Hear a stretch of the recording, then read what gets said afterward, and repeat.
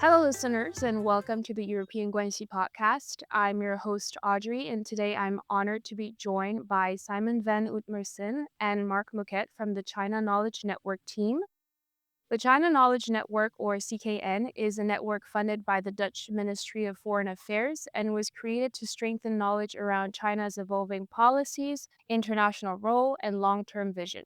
The China Knowledge Network brings together more than 200 experts across policy, academia, and research with projects like the Cosmo Lab.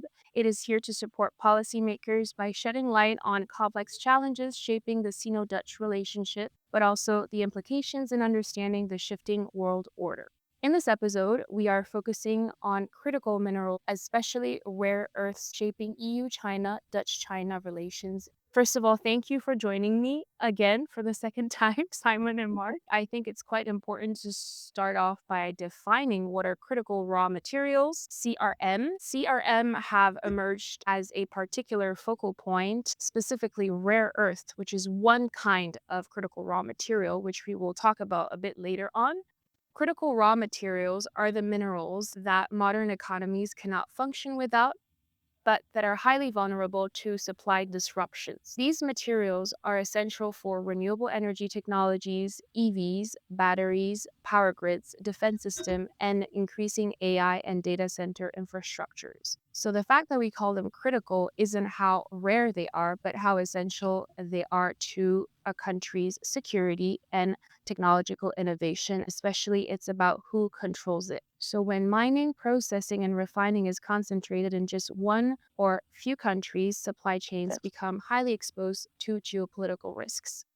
Now, first question for this quite technical podcast that I hope will not intimidate too many of our listeners. What are rare earths and why is it such an important kind of critical raw material? And why do we talk so much about it today? A nice opening question, Audrey, and thanks for having us in your podcast. Rare earth elements are already for a long time very important, but especially in the energy transition that we try to achieve now. And in all manners of industrial production, they are very important because they are not really physically rare, but rather dispersed as elements. And they're absolutely essential to a lot of different industrial processes. I think one of the criteria that sets them apart is that rare earth elements are to be found in very low quantities.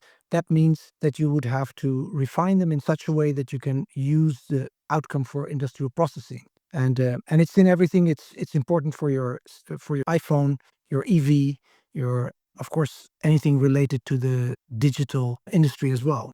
Thank you so much for this introduction. That's a very good definition of how important rare earths are. So we do have light rare earth and we have heavy rare earth. Light rare earth is actually quite common globally, while China dominates the production of heavy rare earth. And both are essential, but between the two, heavy rare earth is often considered much more critical due to its lower supply and higher demand in very sharp technologies in high tech and defense applications. So now that we've talked about rare earth's importance, why does China matter? China really matters because they simply control uh, 90% or around that, depending on the rare earth involved or the critical raw material. And this has been a very long process for the Chinese. They've been working on that systematically and for a long period of time to build up that position. And that is especially after 1989, 1991. That is the moment of the American zenith of power. And in this way, the global economy was organized so that for us, the 1 billion Westerners, we simply didn't want any more of the environmental damage that is part of that process. And we thought we could outsource it because it was cheap.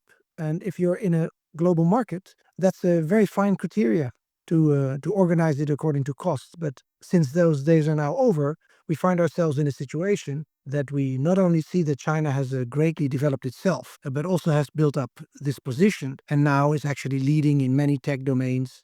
And that it's a 40-year process. It doesn't fall from the sky. We have all been aware of it, but not as massively as now. And now we have to pick up the pieces of our own lack of action over many years. Yes, Audrey, thanks for the question. And again, thank you for having us. I think there's a few things where a lot of the rare earths are mined in China. And then China has set up refinery capabilities for rare earths that it basically China refines rare earths for the planet. It's above 90%, I think. China dominates about 60% of the global supply, and it refines about 90%.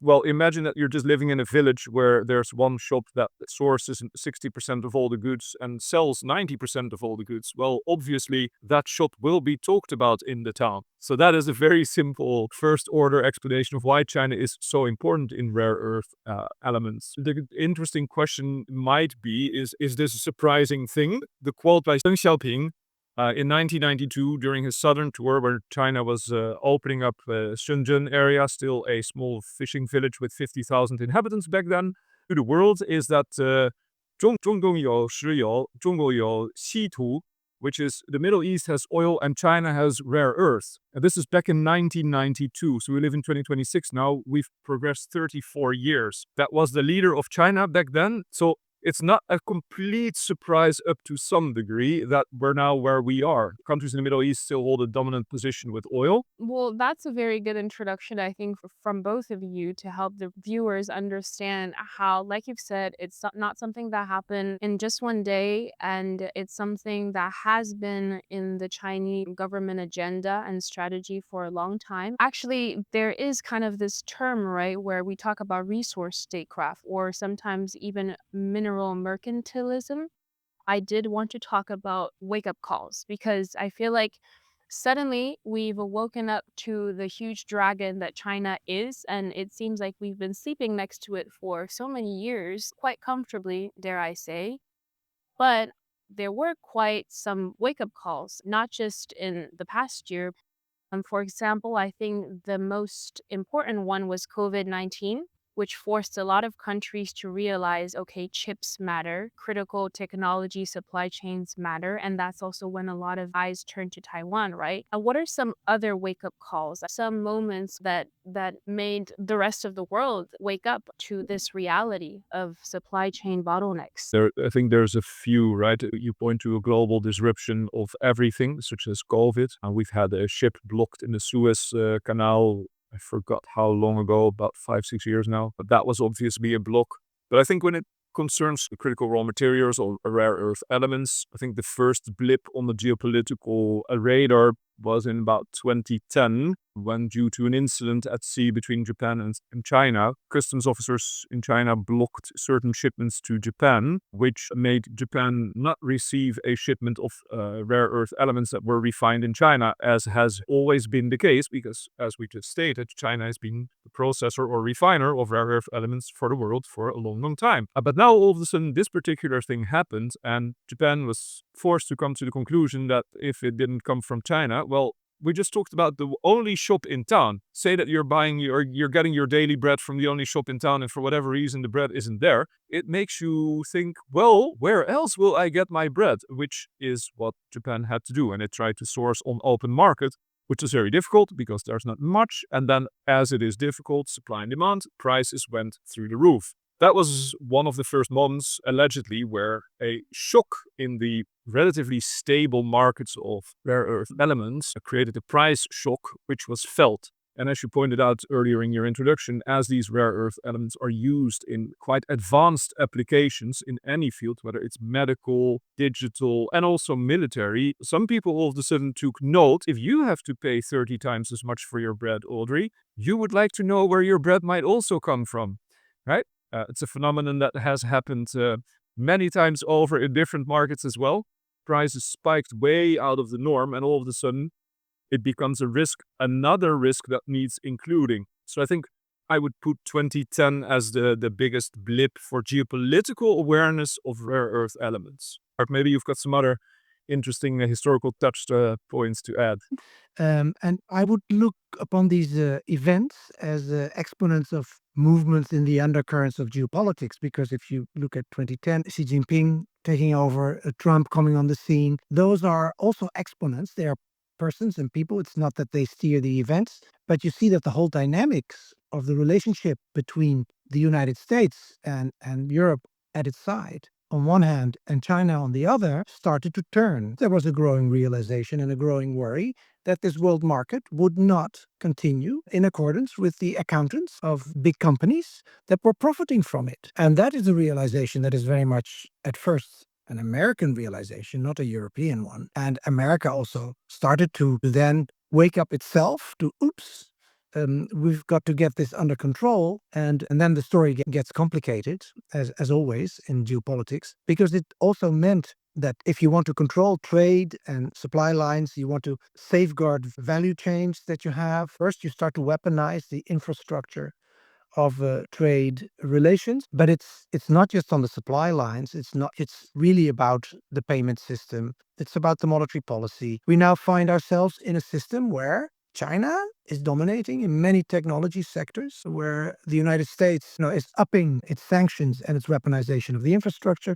And you see it not just by China, but other countries that become concerned of this as well, because the United States is the center of not mineral mercantilism, but I would say currency mercantilism. It's the dollar economy, and it's their privilege that the Americans have to just be able to indebt themselves without limits because other people keep on buying American debt. And that started to shift. So now actually we don't have just a mineral mercantilism, but we are also facing a multi-currency mercantilism because China, India, South Africa, Brazil, and ASEAN countries and many others are trying to wriggle themselves out of this system without having recourse to the dollar or to the American payment system. I think it's important to keep an eye on this bigger picture, of which rare earth elements are only one part. Maybe if I may latch on to that. In a certain sense, the rare earth element as a center or focal point of geopolitical tensions is a repetition of what we've seen throughout history, right? It's the coal and steel of the Second World War. It's the copper of the mines back in the Roman Empire, right? As the tools have progressed from wood and stone, and we now have fancy MRI scans and wind turbines, right? The materials that are needed for the latest and greatest have shifted, and the control and dominance of the mining, supply, refining, and application thereof have been at the forefront of power play throughout ages. It might not be a repetition, but it certainly is a rhyme. If I may add to that, I think part of the surprise for those who haven't been paying attention is, I think, the scale and the realization that how substantial this is for the whole structure of the European economy. We're extremely vulnerable. We don't have rare earth. We don't have critical raw materials. We don't like mining. We are rather spoiled. We have a nice way to live, but that depends on these inflows of critical raw materials. And the grip that China now actually has developed, with which it has defended itself also against American, European, and global trade rules that it didn't want to adhere to. And that's part of the reason why they developed into the powerhouse they now are. They are applying this retaliation, or what you call the mineral mercantilism, to the United States, but also to Europe. It shows the dependency for the Europeans. We have problems on two sides. In the West, American allies that want us to spend our money on American weaponry, and from the Chinese side, the impossibility of actually producing that ourselves because we don't have the rare earth elements, and they are everywhere in military production. So this is really a double squeeze, and for the Europeans, it's not very good news. Yes, thank you so much, Mark and Simon. Actually, this goes back exactly to what you talked about in a Cosmo Lab podcast with other experts in rare earth and critical raw materials. You talk about material blindness, you talk about energy blindness, and also, like both of you have mentioned, the quite taboo nature of the mining industry in Europe. But in the end, we are really faced with what you've both said, this realization that we are almost non-existent in the global supply chain, if not only around recycling. However, I think it's quite important to let our viewers know that we are not doing anything, right? We have reacted and we have taken measures as a reflection of these wake-up calls. I think it's quite worth mentioning the Critical Raw Material Act in the EU. We've especially after China's 2023 export restrictions on gallium and germanium, which had global ramifications in the US and the EU fast-tracked its Critical Raw Material Act. I think that we do have more and more this sense of urgency, which is quite important in policy making. On top of that, it's not on the EU level that we reacted, on the national level too. For example, Germany also lobbied for expedited mining permits in Namibia and Rwanda. And the Critical Raw Material Act, I think, is this backbone of what the EU is aiming to become a leader in not just green energy regulation, but green energy production through and through across the supply chain. Well, it's quite interesting what you were saying that China did kind of play the game of trying to abide to some WTO rules, but at the same time, it had another deck of cards, and it was ensuring that across all of its 5-year plans, they were making way for themselves to become the leader in almost what we can call a rare earth monopoly today. And can you maybe elaborate more on this state-backed industry versus market-led industry today in the face of this rare earth crisis that we're Yeah. facing today? Well, I think first of all, it's the Critical Raw Material Act already illustrates that this balance has shifted. I think the speed with which this process of adaptation from a market-led to a more state-induced and state-led system, that speed is picking up. Just to quote Marc, who just visited China as the Prime Minister of Canada and had a strategic relationship with China, and then flew to Davos and who stated, we've always known that this international rules-based order was not equal for everybody. And I think we come out of our system realizing that, okay, perhaps we were believing in something that was not really existing. And it's a very tough turn, obviously, for Americans and Europeans, no matter if it's market or state-led. If we all continue to dig up ever more critical raw materials and refine those, it means we are going to spend ever more energy on ever less dense ores. So at some point, this has to stop. And it's like we've previously compared it to a couple of strong guys pushing everybody on the side and running into the supermarket where there are only 4 bananas left. Well, that means that 60 people are lying there on the tarmac because they can't reach it. And, the strongest one gets them all, irrespective of whether you have a market-based or a state-based system or state-led system. This is going to be the situation unless we deal with our energy and materials blindness. Thank you, Mark. Maybe before I continue, we've talked about energy blindness and just some statistics. It takes 18-month incubation time for technology to be developed in the EU, but energy cycles run on 20 to 30-year cycles. So this is about kind of the paradox when it comes to energy blindness in the EU. Simon, please, would you be able to maybe complete this with more information? Well, the one statistic I always like about energy blindness is if you were to convert all the sources of energy, coal, gas, hydropower, wind, into, let's say, human labor equivalent, our modern day society is supported by, on a daily basis, 500 billion manpower equivalent work by us burning oil, coal, and gas. 500. The point is, it's like as if in your house there's an additional 60 people living, doing the dishes, warming up the food, cooling the food in the fridge, making sure that there's clean water coming out of your tap, pedaling on a cycle, generating electricity to light the lights in the house.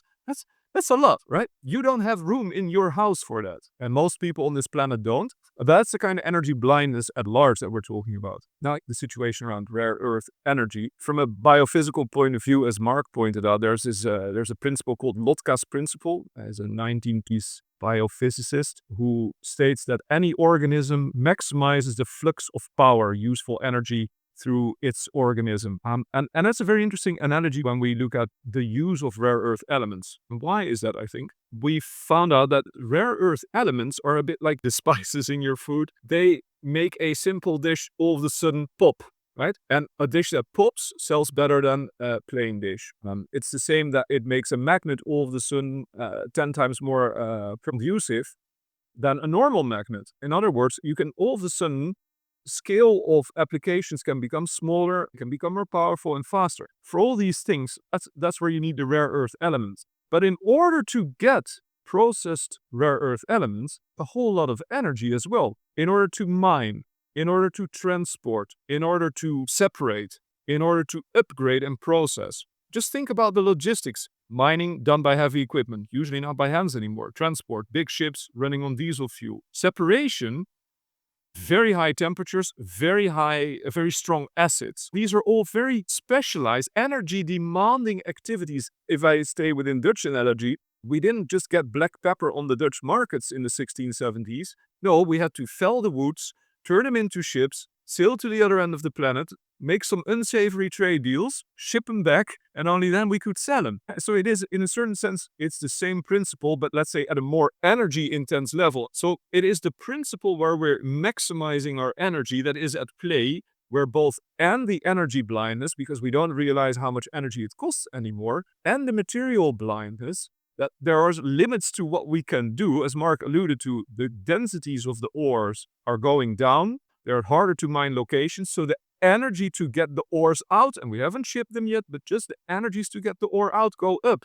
That begs, of course, the question, as you alluded to, why might Europe not have done things differently earlier, and what does that say about the system? Arguably, 2024 is still 32 years after Deng Xiaoping's 1992 China has rare earth story, right? And as I also said earlier, the 2010 example became the ping on the radar of geopolitical risks. But certainly I think that the dominance of market economies and the invisible hand of the market were just simply predominant in European thinking. The market will solve it. And the market did solve it up till that moment. There's a realization that some of the thinking that we've taken as paradigms to do statecraft is no longer sufficient. If you couple that with an increasing awareness of energy blindness and material blindness, you make for a very challenging situation to solve. If I can add to that, I think it very nicely illustrates how difficult the situation has become and how complex our relations with China. This means that collaborating with China needs to be done. But China holds the key to the rare earth elements that we need in order to achieve what we seek. So that's a real hard nut to crack. And I think also it is not a nut that we are going to crack by still being in this state of belief about the market economy. We're also not going to crack it if we stay in this state of mind of a state-led system, even though we do not have or do not see any alternatives. And if we don't get into a different type of conversation and a better conversation on these fundamentals, then we will be on the receiving end of what Simon has just described, what the Dutch did in the colonial era of sailing to Indonesia and not just getting the pepper, just genociding a population and preparing some islands for the monopoly, guard that well, put people there for slave labor. And that's the ultimate, I would say, cycle that comes around if we don't change this dynamic. Thank you, Marc. Thank you, Simon. I mean, like you've said very clearly, it's about really painting the bigger picture, right? Because there are so many elements now that are interfering in the picture, making it quite hard to keep the complexity simple and turn it into policy, turn it into practice. I wanted to talk about quickly AI. AI is so power hungry, and I think a lot of us are slowly realizing this, but AI relies on data centers rely on cloud computing needs a lot of chips, and all of this at the end of the day comes down to a lot of rare earth elements, but also other critical raw materials. But it's exactly coming back to what Simon says. Do we really have enough energy and for all that we want to do and all that we are doing, whether it is in defense or innovation? As a matter of fact, don't have enough energy to keep up with everything. But I want to talk about recycling now because this is the part of the supply chain where the EU stands quite strong. A quick introduction of recycling in the EU. The Critical Raw Material Act sets an ambitious target for recycled material to cover 25% of the EU bloc's rare earth and critical mineral demand by 2030. And we're already in 2026, so time is going by very quickly. However, today, less than 1% of rare earth and end-of-life products are actually recovered in the EU. And I know that, every year it's new year, new me. We tend to send very high, ambitious goals. By the end of the year, I'm losing 10 kg, I'm having abs, I'm running a triathlon, and I'm publishing 2 books. It's important to really be ambitious, but from 1% to 25 is quite a big leap. The automotive sector is a very important backbone to EU's recycling efforts. And so this comes down to our conversation of the private sector, right? Private sector plays a super important role in ensuring that these recycling goals are achieved. So can you maybe elaborate more on how important it is to keep on pushing for the from the EU's perspective in this recycling effort, but at the same time, grounding ourselves in the reality that recycling is not enough? So yes, you're right. Those are the European Union's ambition, and the Netherlands has also implemented its own policy that states more or less the same. I think we want to achieve 50% less of raw materials, so that's minerals, metals, and fossil fuels by 2030. And in 2050, we want to be totally circular. And then we want to do that by first refusing, which is an important step, then reducing, using, replacing, repairing, cycling, and recovering. Now, one of the important things that I take away from the list I just named is that recycling is not the first. I'm going to kick in the open door, but you don't need to recycle what you don't consume. So there is a reason why refuse is number one. We need to refuse the nilly-willy, if sometimes may call it that way, use of certain critical or raw materials. For me, a very personal case in point, I have done triathlons, and I do agree you don't just wake up and do a sub-8-hour Ironman, but I do see youngsters, let's say age 15, cycling to school of a distance of 2 kilometers on an e-bike. A very simple question is, should we, from let's say a energy material blindness and scarcity point of view, should we allow this to happen, or should we refuse this so that and the energy and the materials can be used for something else? Now, when you do talk about recycling, it's not a very sustainable business either. It's not that simple to recycle. Now, that doesn't mean that we shouldn't look into it. And it doesn't mean that we should valorize the waste streams just like nature does, right? There's a lot of waste, but we can't do anything with it, as you point out. Or if you recycle, you only get 1% back. I'm not an expert in economics, but I can tell you that is probably a very, very challenging business case. So market alone is not going to fix it. No. There's also, I think, irrespective of market or state approach, money involved, and more the basis of what money actually is in the context of recycling materials is actually the need for, it's a dirty word, but degrowth or growth in a different way. To tackle that, we would have to dig deeper into the systemic core of what we actually have created on top of that biophysical layer. And money is very much a linkage between the two. Yes, thank you so much, Mark, for talking about this. Money is really such an important bottleneck in analyzing the rare earth weaknesses of the EU. And now that we're talking about money, actually, the EU has committed 1 trillion euro to green transition spending. So that's combining the European Green Deal with Next Generation EU and another part for climate, and leaving only tens of billions available for mining and processing, which is far below what's needed to rebuild its strategic capacity. So we have a conflict of interest here, right? We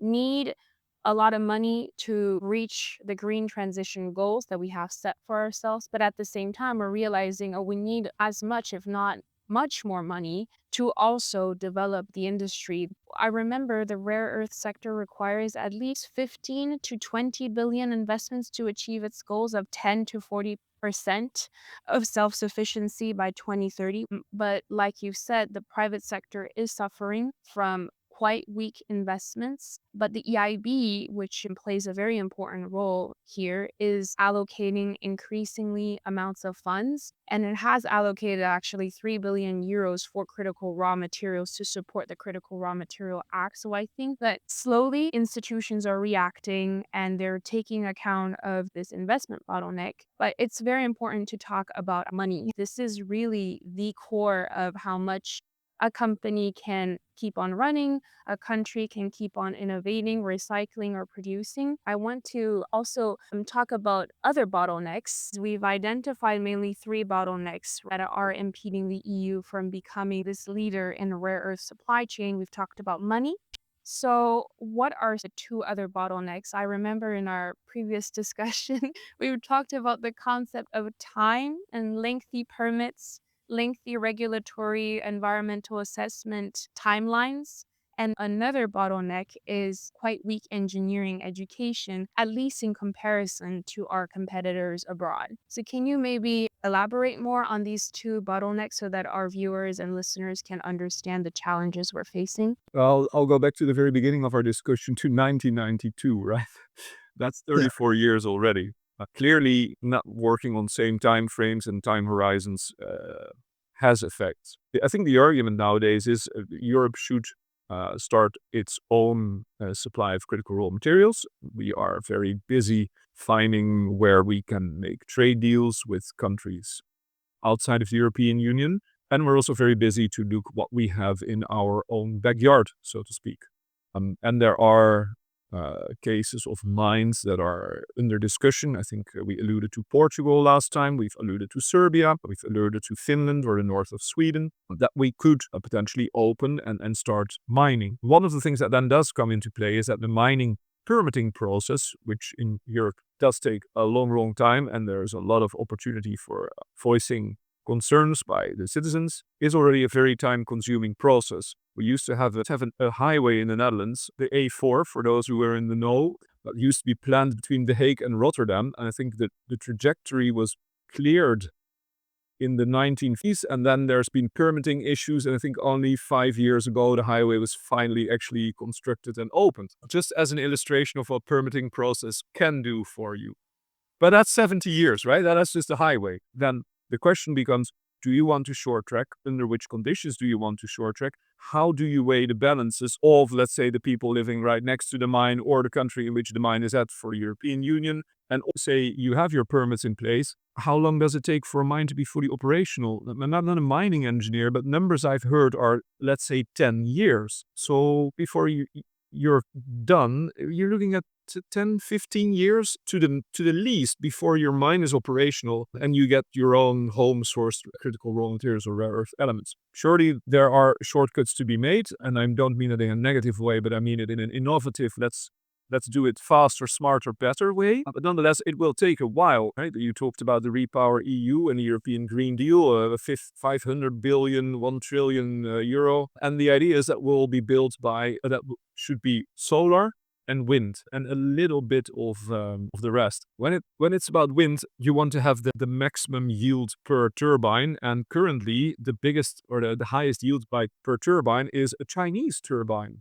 Last time I looked, with slightly more than 26 megawatts. So what we're going to do with China there? When you now say solar panels, you invariably say China. So if you're supplying your own raw materials to build your own wind turbines in your own backyard to generate your own electricity in mind, maybe by the time you've achieved your wonderful plan, reality has progressed and it is no longer fit for purpose, no longer fit for the future. You can try to catch up, but it's going to be difficult. Let's talk mining again. And also, I'll make a bit of a bridge to the other bottleneck you stated. I didn't do my homework in between our last conversations, Audrey, but I'm still going to assume that within the whole of Europe, when it comes to PhDs in mining, specifically of critical raw materials or rare earth elements, in the whole of Europe, there might be, let's say, 100 PhDs in every 3 years in Europe. In China, the amount of PhDs in this field is 10,000 per year at the moment. Again, that's where the importance of time, not being time blind on what you can realistically catch up. Really interesting insight, Simon. And I actually did complete the research because I was curious to know. But China approximately creates 3.5 million STEM grads every year, whereas in the EU, we produce about 1.2 million STEM grads every year.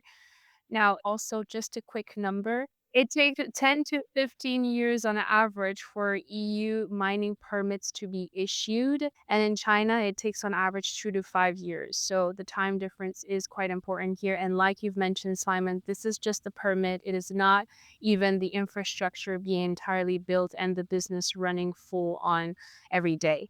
Yep. No business will build infrastructure without the permit because that's a risk. Exactly. So again, that goes to the role of the state in this whole thing. Marc, did you want to add on to this? Yeah, no, just to make that last point, we are in the habit of de-risking private investments, and that money has to come from the public sector. That's going to weigh on the taxation that has to be paid. And if interest rates go up, that's going to be a hefty toll, and it sort of adds up to the total bill. So obviously that's not going to work. So we have to reorganize the way private and public investing institutions and banks play. And even as we do that, we will not escape, again, the point that we have to collaborate with China in doing so. That's what Simon said about Carney. He said, it's a rupture. It's not a transition in the global system, which is why I think we will see a different type of relationship between Europe and China in the future. It will not be taken lightly. It's not that we can just do away with the risks we previously saw because they're still there, but we have to adapt in the way we approach, well, our own destiny as Europe. I just wanted to frame it in a positive way that rupture and breaking up and defragmentation are words that carry historically a lot of people a negative connotation, right? When you separate from someone you love, you call it a breakup, right? And it certainly does go with negative emotions, and that is okay. At the same time, it also frees up space and time, resources for something new. So it will be, I think, a process of wisdom where we will have to, at a lot of levels, grieve what we have to leave behind and what cannot be achieved anymore. We're going to have wisdom in letting go of some of these things to then free up our energy and use that creatively to all the R's that I just used, the refuse, reduce, reuse, recycle, etc., to put our time and energy To in that, rebirth, to rebirth. define a Well, there rebirth. you go. That's a beautiful word. So there's a lot of hope in this story as well. I think Yes, I the think thing, it's worth mentioning that the EU has a lot of potential. I think it's worth mentioning that in Estonia, there is Neo Performance Materials. It is a full-scale separation facility because we always talk about how important processing is, refining is, and this facility represents the EU's only industrial scale operation capable of performing really exactly what Chinese processing facilities are doing. So if we have something like Neo Performance Materials, we can continue building on that. And the same thing for Solvay in France, which focuses primarily on circular economy applications, so specializing in recovering rare earth from post-consumer waste. But you've mentioned them, Simon, right? We have so many countries, Germany, France, Italy, Finland, Sweden, Norway, Denmark. We're all trying our best to help each other and to build from scratch facilities. But once again, even the Critical Raw Material Act itself acknowledges that one of the biggest bottlenecks is long permits, permit delays, and some legal constraints. But it's also, I think, quite important to clarify that we have strong environmental norms in the EU and that in China, this success and this monopoly has come at the expense cost, of a lot of huge cost. environmental protection. Exactly. So it's important to really understand that it's a balance, right? Last but not least, Greenland has been the center of attention recently with Trump's presidency announcing quite aggressive moves. A 7 billion business proposal to purchase Greenland for its very strategic critical raw materials, but also for other reasons in terms of trade routes and also military and defense facilities that are already built in. Greenland belongs to Denmark and has its own sovereignty to defend. I think it's important to talk about the economic viability and how much of the rare earth in Greenland is actually commercially extractable. I think we've talked about it last time. And what does Greenland mean to the EU and how it navigates its relationship with the US, with itself, and with the global supply chain? I think everything you mentioned about Greenland is true. I would say objectively, in terms of capacities for the United States to get out of Greenland what it wants, it doesn't need to buy the territory. I think the President of the United States has made abundantly clear that not very respectful in his relations to Europe in particular, I would say, also seeing the defense strategy and the security strategy that recently came out. So this is part of a movement which is very much driven by internal US politics, and now Europe is the victim of it. And that's not unlike some other topics we had. And why shouldn't we neither understate nor overstate the risk, because the dependency that we have in security terms from the United States doesn't get less. We have a short-term problem, and that's quite similar to the mining time problem. What time span does Europe need in order to get its own defense in order? And how are we going to organize that? Because if we spend the money on our own national defense industry, it means we're going to spend less on American weaponry. That's going to add to the tensions. So, I mean, all that is on the table too. So we can discuss what we need to do to get our skills level and our permits faster and our investments in order. But there's another risk around the corner as well, that we implode for other reasons. And so there again, we end with complexity. But I think Greenland shows that we are also in a very dangerous development in geopolitics. And whereas before we were playing the long games and you would go to war if you had energy needs and I think deep existential needs for states to be able to exist. And now I think it's less predictable, more uncertain. I think Marc has said a lot of good things. The one thing I will do is look at Greenland from the economic angle and then put it in line with the discussion we had earlier. And also then rope in Venezuela, because I think, Audrey, last time we spoke, you shared that Greenland holds some 36 million tons of rare earth element reserves, out of which some 1.3 are economically recoverable. The interesting thing to note is that Venezuela has the largest proven oil reserves in the world, but only a small fraction thereof are also economically recoverable. One out of many and potentially flawed way to look at the situation is to interpret the behavior of the US by stating that the market economy will not ensure that the reserves that are there will get to the market, and state intervention is perhaps warranted. That is potentially a way to look at Greenland. The other two things I wanted to mention is one of our speakers has done a very elaborate back-of-the-envelope calculation where the bottom line was, even for the first generation renewable energy technology to be put on the planet to transition people to sustainable energy, there is not enough of certain rare earth elements and critical raw materials on this physical planet. Even if we do deep sea mining, even if we're going to mine the moon, if that were feasible, there simply isn't enough of certain elements. We just talked about cooperation with China. I think we've got an interesting example in the Netherlands on sustainable building in the Netherlands. And we have currently a set of regulations and practices and businesses that implement them that are building in a very sustainable way with a very low CO2 footprint. That we've had a mission to China on recently where the Chinese expressed their interest because, let's say, ballpark figure, the Chinese are building 60% renewable, but in the Netherlands, we're doing it more than 90%. Right? There's also an opportunity to say, well, if China builds more sustainable and via the Belt and Road Initiative is building, it's like the construction yard for half of the world, it means that half of the world is going to build more sustainable. That's a win-win for all.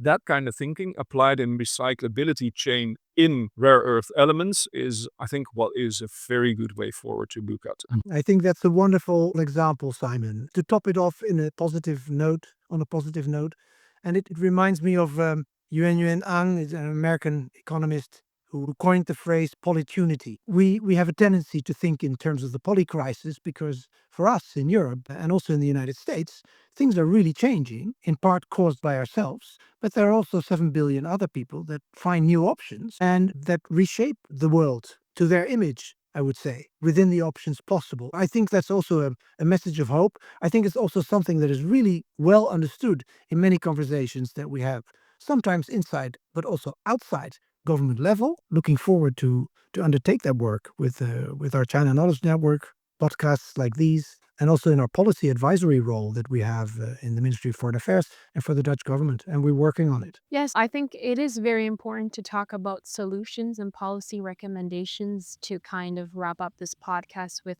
a glimpse of hope that we very much need in today's world. I think it's incredibly interesting what you talked about, Simon, and also what you just talked about, Marc.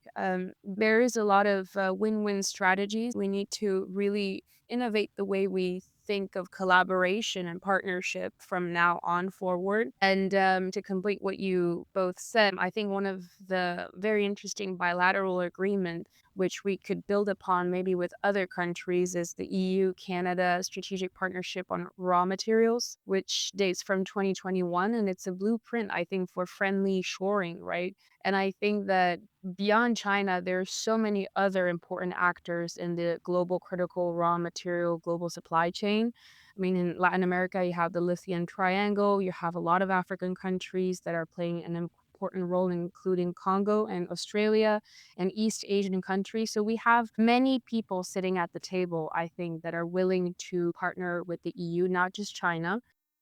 It could be research, it could be friendshoring, it could be joint ventures. I think there's so many different formats, but we need to rethink the way we do everything, like you both said. Like Mark Carney just said, right? We're living a moment of rupture, and it's a chance. It's a really an open door to a whole new world, and we have to seize it. And I just want to wrap up this podcast by recapping some of the key takeaways, which was recommended by Simon. I think number one, China's structural dominance in the global rare earth supply chain is the result of 4 decades of industrial policy. So Rome was not built in a day, nor was China's rare earth empire, and we just have to take it one step at a time, but a sense of urgency is very much needed. One number that people need to take away is that China controls 90% of global processing and refining capacity when it comes to rare earths.